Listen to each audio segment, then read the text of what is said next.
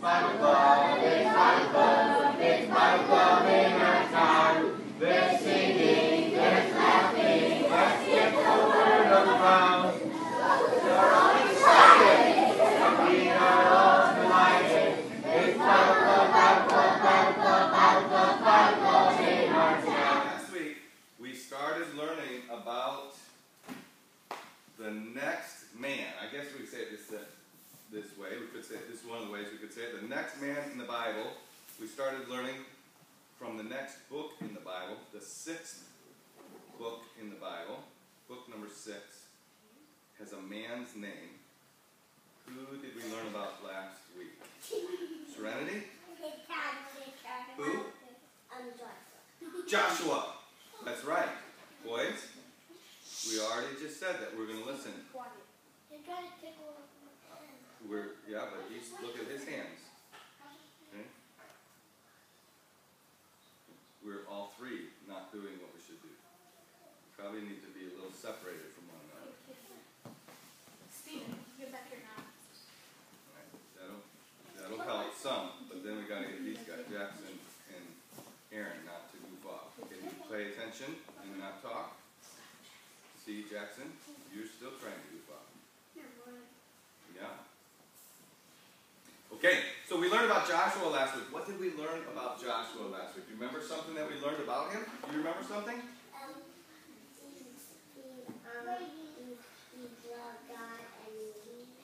He loved God and he's nice. He helped people, okay. Those are all good things, and probably true, but that's not some stuff that we learned last week. We learned certain things about Joshua last week. Let's let Ian give us one of them. He's got to lead the people, isn't he? We learned that he's the new leader. Okay, so he's the new leader. We learned some other things, Stephen, about Joshua. What, do you remember some things that we learned about him? In the Bible? Or in the Word of God? He took all the people about Okay, so he is going to take them across the river. We don't know how they're going to get across the river. God spoke to Joshua. And when God spoke to Joshua, what did Joshua do? What did he do when God spoke to Joshua? What did he do? Serenity?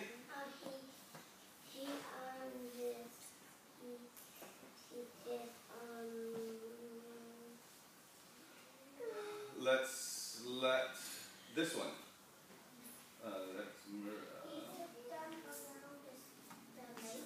He took them around? No. Do you remember what God spoke to Joshua? And what did he do? What did Joshua do when God spoke to him? Ian? He obeyed and did what God said. He listened.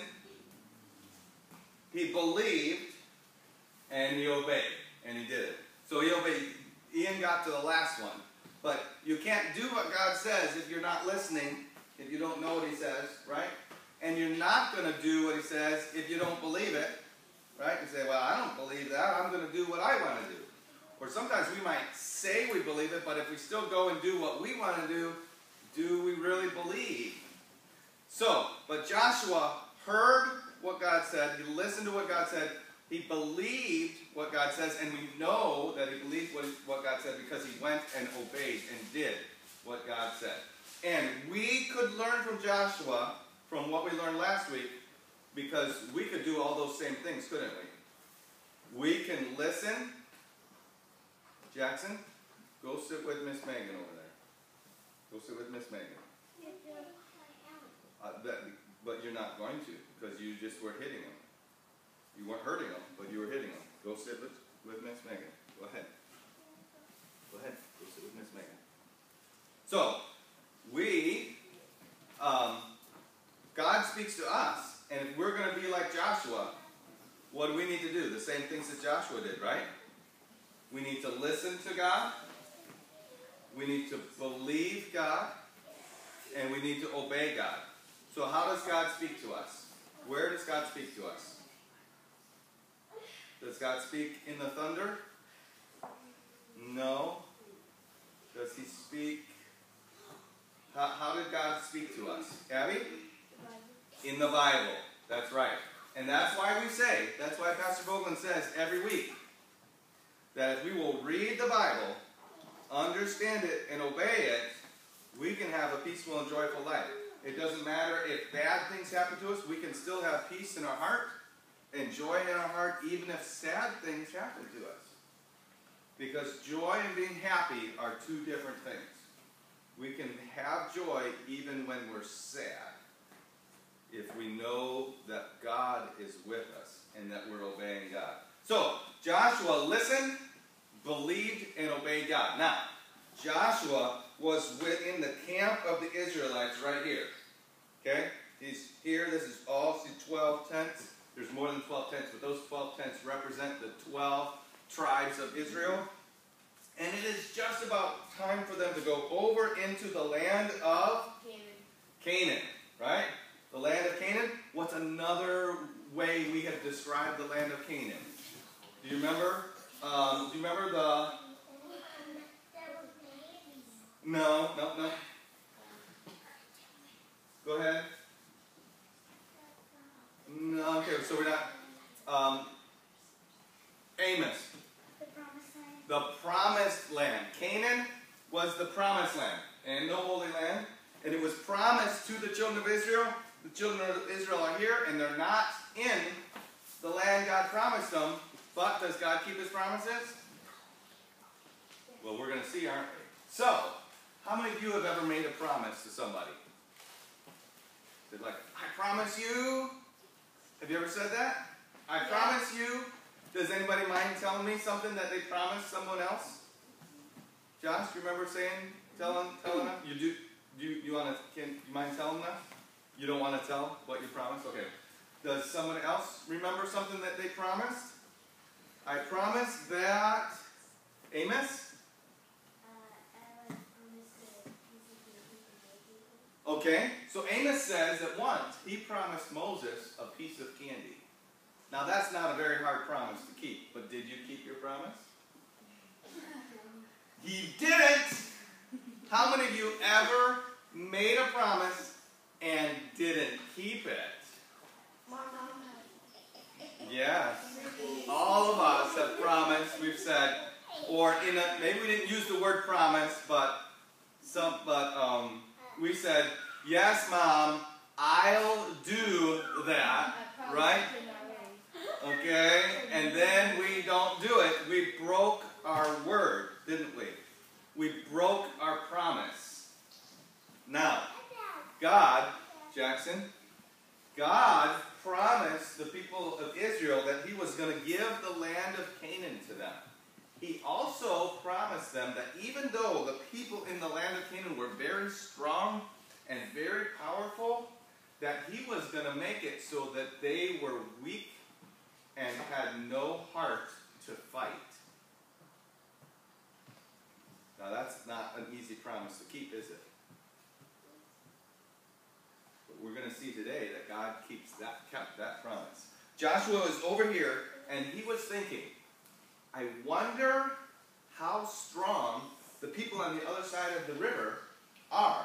I wonder if they have lots of spears in their cities or whatever. So he thought, I'm going to send some spies over into the land. Now that sounds scary. Sending spies in, doesn't it? Why does it sound scary? To me, that sounds scary. There's a couple reasons. Why might it be scary to send spies into the land? Why? Because they would take the people away. They might get caught, wouldn't they? And then they might not be able to come back, right? That would be scary. Can you think of something else? They watch you. To watch you. That's right. They might see those spies, and then what would they do to them? Can anybody think of a different reason, totally different reason why it might be scary to send spies into the land? Can anybody remember what happened the last time we sent some spies into the land? No. What happened the last time we sent spies into the land? I need you to back up. Go. What's that? Someone lied. They lied. They sent 12 spies in, and 10 lied about the land, and 2 were good, Joshua and Caleb. So, I don't know if Joshua was thinking about that at all, because these spies were sent for a different reason, but he only sent 2 spies in. I'm sure he was not about to send 12 spies in there. So Joshua sent the 2 spies in, and he wanted them specifically to see the land, and they were right across from this big city of Jericho. Have you ever heard of the city of Jericho? It's a mighty city. It's a powerful city. It's one of the oldest cities in the whole world. Jericho. And Joshua was across there, so the spies came, and they went into the city of Jericho. And as they went in,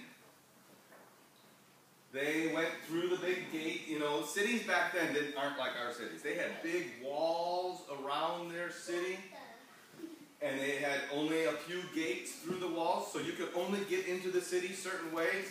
And these spies went through the land, and I bet they tried to look like everyone else there so they wouldn't be seen, but they were seen. Now, they weren't stopped, but they were seen.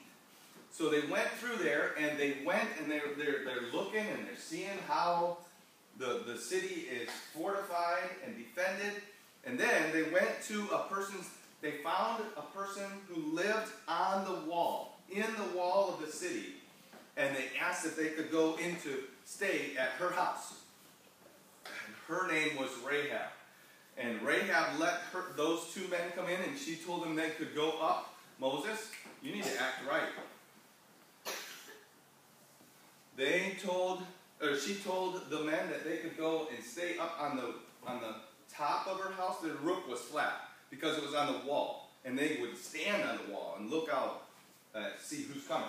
So this part of the wall is where she lived, and she was up there, and she had some flax or some like big, long, like straw or hay, or maybe like stalks of corn kind, and they were all laid out there, and the men snuck under the stalks of corn, let's say, and they hid there, because right behind them, some of the men of the city, some of the king's soldiers, his detectives, came and they knocked on the door and they said, Rahab, we saw 2 men come into the city, and people say that they came to your house. And she was like, oh, you're right. 2 men did come to my house, but they left. They went out the gate and they headed toward the river, and if you hurry up and go, you will probably be able to catch them. She tricked them, didn't she? Yeah. And they went out the gate. They went looking. The king's detectives went up. She protected the lives of those Israelite spies. Now, what will happen to her if she is found out? She might be killed or get put in prison. Yeah. So she might get killed or put in prison if the king finds out that she tricked, that she is helping the enemy's spies. But why do you think she did that? Why did she help the enemy's spies? She went up on the top of the roof, and she began to talk to the 2 spies from Israel, and she said, I heard about what your God did to the Red Sea. And we have all heard about what your armies have done to King Og and King Sihon. What had they done to King Og and to King Sihon? They had defeated them, right? They'd taken over their whole land. And so she said, everybody in our city, she said, you look at these big, powerful, thick walls, but everybody in the city is scared to death of Israel. We know that you are going to come over and take over our cities. And the men of Israel, what do you think they started thinking? The 2 spies, when they heard her say that, do you think? They didn't know what to do. Maybe they didn't know what to do right then. Some of you older ones, what do you think they started to? Remember I said that God had promised something? he was going to make the people scared. Even though they were giants and powerful, he was going to make them scared. And the men of Israel heard Rahab say, everybody in our town is scared. Oh, they thought, God kept that promise. So, they talked for a while there. Rahab told the spies all kinds of things about their city. And mostly more about the people. And even about other cities. Because people from other cities would come. And all the cities were talking about Israel across the river. And how God had helped them. And how they had great power. And nobody could stand up against them. And so all the cities over here are all scared. We might say scared to death, right? They are scared about the children of Israel. And so Rahab is telling the spies that.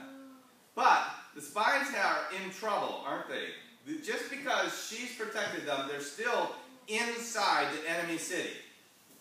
And when the detectives from the king left, what do you think they did? They went out the gate and they shut the gate. So nobody can get out of the city and nobody can get into the city. So, the two spies, are they inside the city or outside the city? Inside. They're inside. How are they going to get out of the city? Rahab said to them, now you know, she said to these men, you know, I have taken my life in my hands by protecting you. And she had, right? She tricked those detectives. If she gets found out, she's probably dead, right? If not dead, in prison. So she said to them, you know I have taken my life in my hands. I'm asking you to do something. Basically, like all the things she was saying, she's saying, I believe that your God is a real God. And that he is powerful. And that he is going to do the things that to Jericho and all of our cities that he has done over there. She believed that God was real.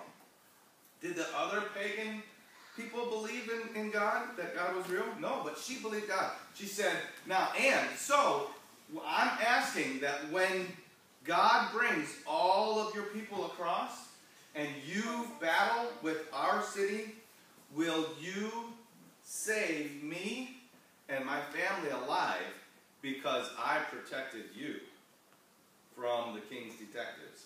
That's a fair deal, isn't it? So the men said, we will. Here's what you have to do, though.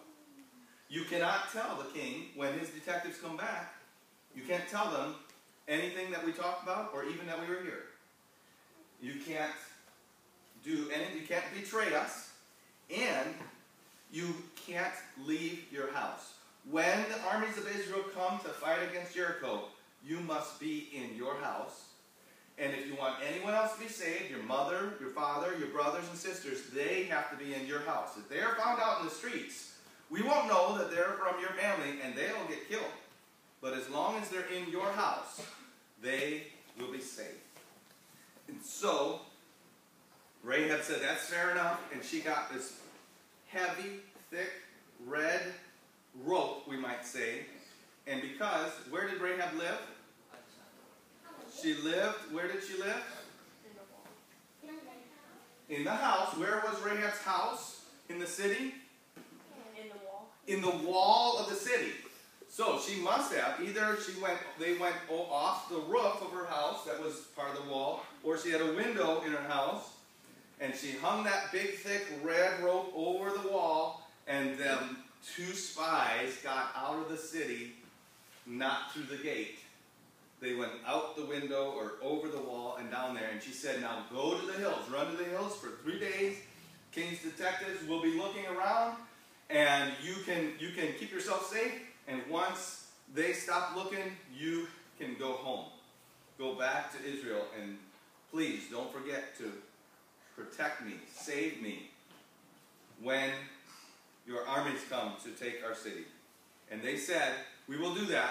But here's what you have to do, all those other things, and hang this red rope in the window of your house, and then all of our soldiers will know not to hurt anybody inside the house with the red rope coming out of it. So the men ran off, and what do you think that Rahab did? What do you think she did? The men went off into the hills. What would you do? What do you think she did? She kept the red rope in the window. That's right. You think maybe some people were walking by and saying, "What's Rahab got that red rope in the window for?" That might have been a little scary. She might not have hung it out because the armies weren't there, but she did. She fastened the rope to the window, and when the time came, that rope was outside hanging alongside the wall. What do you think something else she might have done? Something else. What do you think? Took all her family to her house. She probably went to her dad and said, "Dad, the Israelites are coming. We know, we've seen them over there, but you will never believe what happened. Some of their spies came and I was able to protect them, and they promised me that anybody that's in my house will not be killed, will not die when our city is taken over." And we don't know if anybody didn't believe her, but everybody who believed her, they would have moved, they went to her house. That's right. So, there are some things happening. We're just talking today about how many Israelites? 2. The 2 spies. How many Israelites are there? There's a whole hundreds of thousands over here, and there's some things going on over here that we're going to learn about next week. But we're going to jump ahead a little bit.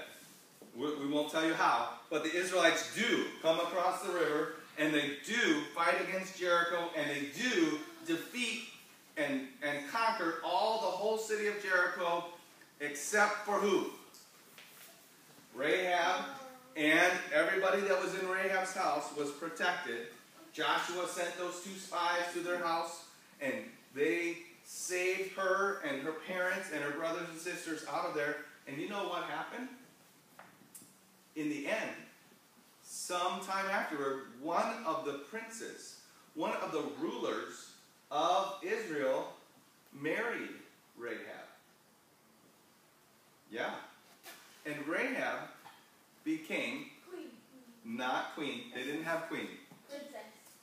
She was married to an influential man in Israel, and she had a child, right? And her child had a son, and he had a son. Let me get this right. And his son's name was, one of his sons' name was David. Have you ever heard of David? David, the one who fought Goliath. David, who was the great king of Israel. So Rahab, I don't think she ever met David, because she was like David's great-great-great-grandmother. But this woman, who was a pagan, but she was a different kind of pagan, wasn't she? She believed in God. And she let her actions show that she believed in God. She protected the men of Israel, and then the children of Israel protected Rahab, saved her, because she kept her promise. And now, she kept her promise. The men of Israel kept their promise. But who is the greatest promise keeper? Who is the one that kept the biggest promise? God. God had promised that all the people in all the cities would be scared. I have my Bible, or I have a Bible here, and there's a verse here. The 2 spies, when they came back to Joshua, I want to read to you what they told Joshua. So the spies, they ran off into the hills, right? And then they went back to Joshua, and they said unto Joshua, this is Joshua 2:24. They said unto Joshua, "Truly, the Lord has delivered into our hands all the land, for even all the inhabitants of the country do faint because of us." And do faint means they are very scared. Have you ever been in a situation where you thought everything was good, and then all of a sudden something happened, and you get that feeling in your stomach and in your heart, and you get very scared? No one's ever gotten very scared? Yeah. You get scared, and all of a sudden you feel weak. The Bible says that's how everybody in the land felt because of Israel. And God had promised that he would do that. And Joshua's spies got to hear about, and they brought that back to Joshua. And next week we're going to see the things that Joshua and the children of Israel did as they got ready. Over just a few days' time. I'm going to sneeze. Oh, excuse me. Sorry. They're going to get across the river somehow, and then somehow they're going to conquer Jericho and begin conquering these other lands. But you're going to have to wait. Or you can read the Bible yourself to find out, right? Yeah. But to hear from me, we're going to have to wait till next week to hear some more of how God keeps his word. God's word is sure. When he says something, it will happen. We can depend on it. All right. That is all for this week about Joshua and the children of Israel.